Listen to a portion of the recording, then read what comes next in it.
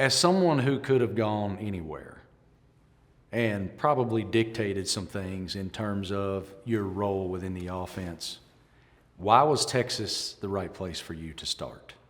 Yeah, there were a few reasons. I liked Coach Stark a lot from the jump, and Austin was a good spot for me. There's so much to do here. And then most importantly, I think I wanted to go somewhere where, maybe they haven't been as good the past few years and we're kind of on the rise, and kind of wanted to bring Texas back. In a moment in college football and college athletics too, where nobody's patient. Everybody's hopping from here to there and everywhere chasing money and opportunity.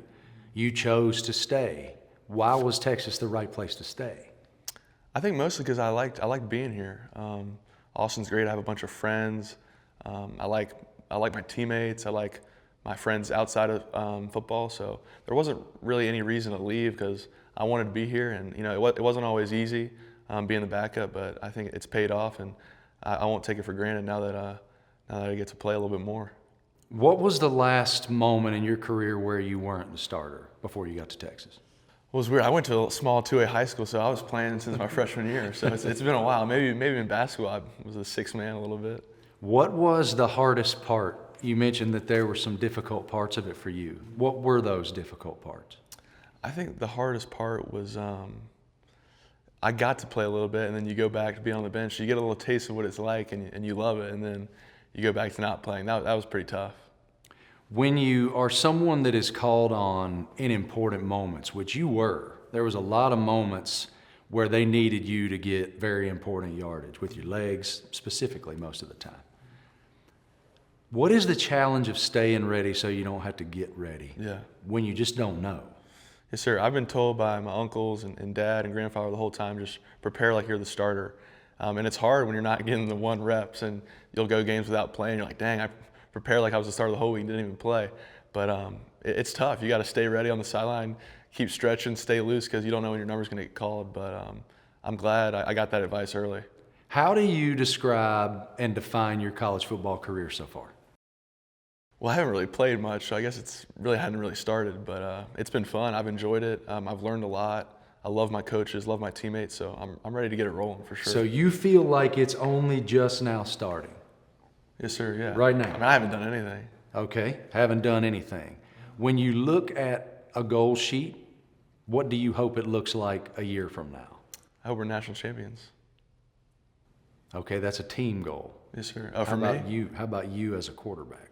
I want to play well, win each game, put our offense in opportunities to score every drive, and I think team goals comes with individual success, or team success comes with individual accolades. So I'm all about the team right now.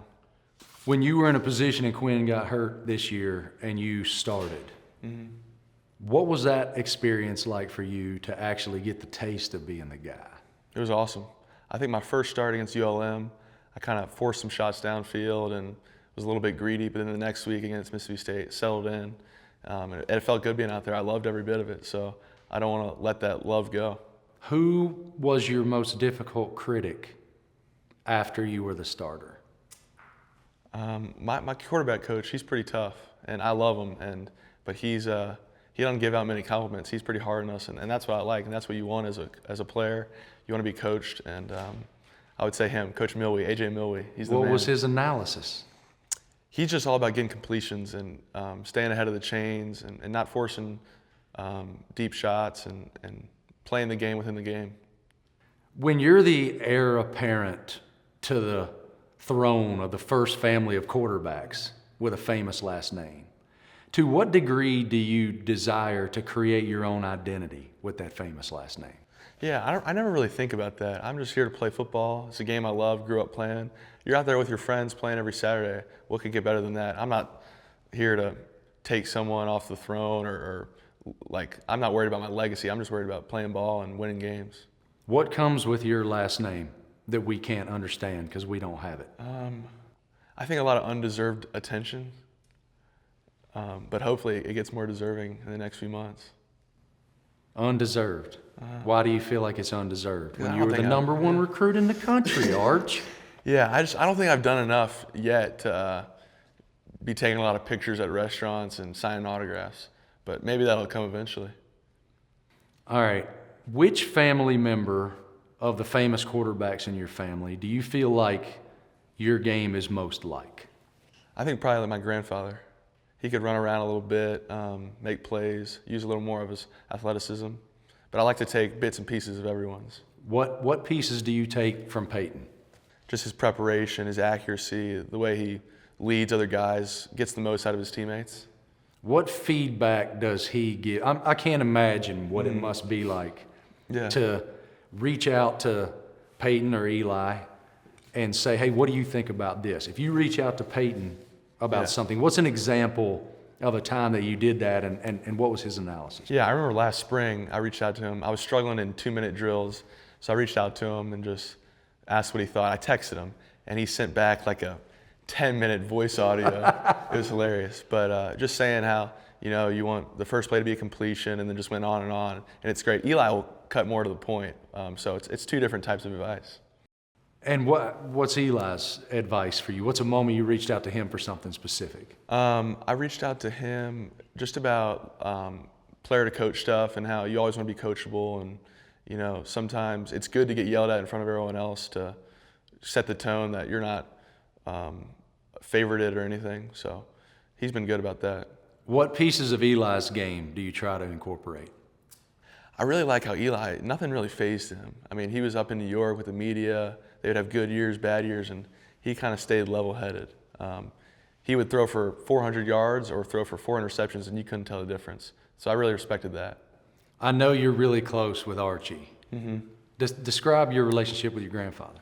Yes, sir. So he came to just about every practice in high school, and he was a great athlete. He played baseball and football at Ole Miss and went on to play for the Saints and loved in New Orleans. So he's just the ultimate person for me, ultimate role model, and I look up to him every day. And he just reminds me to be a good guy, and so that's what I take from him.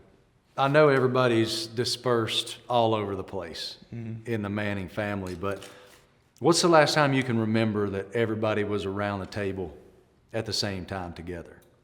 Well, it's funny because the Manning Passing Academy every year, that's kind of our reunion for my dad, 2 uncles, and grandfather. So it's fun to get back there with a bunch of other college quarterbacks. What are those conversations like? It's pretty normal. I mean, it's a lot of football talk just because we're all are football nerds.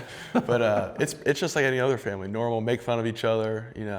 Back in the day, Eli and Peyton used to kind of bully me, so it was good. Get wedgies and stuff like that. Okay, you got to paint that picture for me. Yeah. How did they bully you? You just got to make the younger guy tough. My brother and I, we went through it a little bit, and it was good. When you're getting that feedback from Peyton, I've been around him a little bit, so I kind of understand how he's dialed. And dialed is right, but there's some perfectionist in there because he expected that of himself. To what degree do you hear that from him? So I had Peyton was in town this past summer, and I wanted to throw with him, and like every little detail: where am I parking? What time are we warming up? What time are we finishing? What's the weather like? He wants to know it all. So, and it's cool to see that because that's what you need out of a quarterback, and I'll take some of that and bring it back to Austin. What is it about Steve Sarkisian that you think he can make you the best version of yourself as a quarterback? Yeah, I think he fits his offense and his play calling to his players. So that's what I like most about him, and he's smart and he's innovative and he wants to win. He's a competitive guy. He works really hard, prepares, and he gets us in the right position to win games. So walk me through this Lambo, okay? I've never been in a Lambo. I'm 48 years old. And you got one. Lambo. Huh? I don't have a Lambo. Oh, I thought you had a Lambo. I'm not a Lambo guy. Okay. I'm not that flashy. I thought you had one. Yeah, my buddy Michael Taff has one, and I went in it last week. Maybe that's what Pretty I cool. saw. Yeah. Yes, sir. I'm sure it's cool. Yeah. I thought you had a Lambo. I feel like we're getting followed though. Yeah, I'm sure you are. I'm sure you are. So I know that your grandfather sort of made an edict for you. No NIL until you're the starter. How did that affect you that you were easing into college without all of that on your shoulders as well? Yeah, well, I didn't want to be the guy rolling in with all this money when we have guys like Jake Majors who've had 40 starts here and not making any, and I'm taking all the money. So I wanted to kind of earn my money, work hard, get to know the players, and kind of earn my way up. And now you have a relationship with Red Bull. Yes, sir. What is it, and why was it important for you to align with them? Yeah, I really like this partnership. Everyone at Red Bull has been super nice to me and my family, and I can't wait to get it going. Plus, I like a Red Bull when, in the morning, we got early meetings, need a little energy. How did that come to be, this relationship? Peyton and Eli kind of have some partnerships, and they got me in line with the right people, and Red Bull reached out, and we were fired up and jumped on it. As one of the guys that will garner so much interest in that NIL space, how have you seen it impact a locker room in your own experience? I think Texas, we've done a good job of it just because everyone wants everyone to do well and earn as much money as they can, but while still wanting to win games and keeping it about the team as best we can. So as long as I don't let it affect how I'm working and the team at all, I think it's a very good thing. It's a fascinating moment in college sports when you look at it as someone who's immersed in it. We look at it a certain way because we're on the outside of it. When you're in the middle of it, how much time is required of guys who have a lot of NIL to make sure they're taking care of their partners? Yeah, well, I'm just now getting into it, so the last 3 days have been pretty busy, but we get these 2 weeks off, so it's a good time to squeeze it in and get back rolling for winter workouts. What is the best piece of advice that you've gotten from Archie Manning? I think just to be a good guy. At the end of the day, there's a lot comes with college football. He's in the College Football Hall of Fame, so he knows what it's all about. But the cameras, the money, everything else, it's just about playing a game and being a good teammate and working hard. What's the best piece of advice you got from Peyton Manning? Kind of the same thing. It kind of all ladders down. Just have fun, be a good guy, and be all about the team. Eli, same? Same thing. Yes, sir. Those guys have a perspective that they can share with you that not many can. They followed an icon as a dad. In what ways have they shared with you the weight of pressure and what comes with that? Yeah, I think you just got to remember you're playing a game, and everyone's doing it around the country. Don't make it more than it is. You're out here playing football. Win, lose, it's going to happen. If you put yourself in the best position to win, that's all you can ask for. What does it feel like when you check into the game and you hear the reception that you receive while you're running on the field? Yeah, I just get nervous. It's too loud, so I don't want to get a pre-snap penalty the first snap. But other than that, it's cool. We have really good fans. I'm glad they have my back. Just need to keep playing well and win. Your dad is a trip. Yes, sir, yeah. What have you learned from him about how quickly all of this can go away? Yeah. So to appreciate the moment that you have at Arch. Yeah, that's great because it reminds me to just not take any day for granted. Enjoy the hard workouts in the summer. Enjoy the bus rides to practice. Enjoy the plane ride after a game, just because it can all get taken away so quickly with an injury or anything. And that's why I'm so blessed to be in this position. I'm not going to take it for granted. There will be people who don't know Cooper's story. Share it with me. What happened to your dad? Yes, sir. So my dad was a receiver in high school, Peyton's top receiver. He went on to Ole Miss, and then he started getting hand numbness, and then they found out he had a spinal stenosis and had to stop playing football. Kind of a surgery that went wrong, and he had to stop playing at, I think, 18. So it was tough because I think he was going to be a good player. He's an athletic guy. So, but it just reminds me to not take it for granted and enjoy the little moments. Say your dad's name for me. Cooper Manning. Okay. So there's Amari Cooper, Yeah. Cooper Flag. Yeah. But when you guys say your dad's name, it's not Cooper. Yeah. It's like cookie with the Cooper. Yeah. Is that a Louisiana thing? Like, what is I that? don't, because Eli says Coop, but everyone else says Cooper in our family. Yeah. I heard Peyton say it the first time. Yeah. I went, what? Yes, sir. Yeah. It's a little weird. It's a little bit different. When you, going back to when you started, what did you learn when you were getting real playing time? I learned that that practice, like getting game reps in practice, really helps, and trying to get all the different looks is good for you, and messing up in practice is also really good, just to get it out of the way, kind of get yelled at in practice so it doesn't happen in the game. and then go out there and play. You got to cut it loose eventually. You prep all week to go cut it loose and have fun when times for the 60 minutes you get to play. You seem to be completely unaffected by any of it. Like you're just a teammate. You just want to be a part of the group, right? What is it within you and the way you were raised that has instilled that in you and that patience? I mean, I think it's harder than it seems, but I think my parents have done a good job. Just you're going out there and playing football. Don't make it more than it is. Enjoy your college experience in football and out of football. Make a lot of friends and just have fun. And that's what I'm trying to do. How do you describe your college experience so far? Like, can you what's it like walking across campus? It depends on the day. Are you taking a lot of selfies? A lot of selfies, yeah. Just keep it on the run. Selfies. Yeah, selfies aren't bad though, you know. You can keep walking. Just don't stop. Yeah, just don't stop. That's what Coach Stark told me, don't stop. Why do you feel like you aren't worthy of that? Because I haven't done anything. I've started 2 football games. There's a lot more guys that have done a lot more than me, but I'm trying to get there.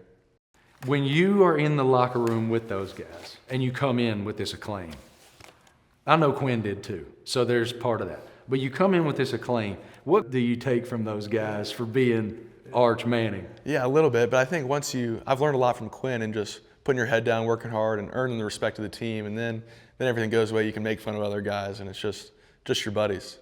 What was your relationship like with Quinn these last couple of years and watching him play and learning from him? It was great. You know, you become close with the guy when you spend every day with him for the past 2 years, and Quinn's a pro. He handled it. He handled the media like a pro. He handled the way he prepped his body and mind for the games. And I've learned so much from him, and he's just a great guy.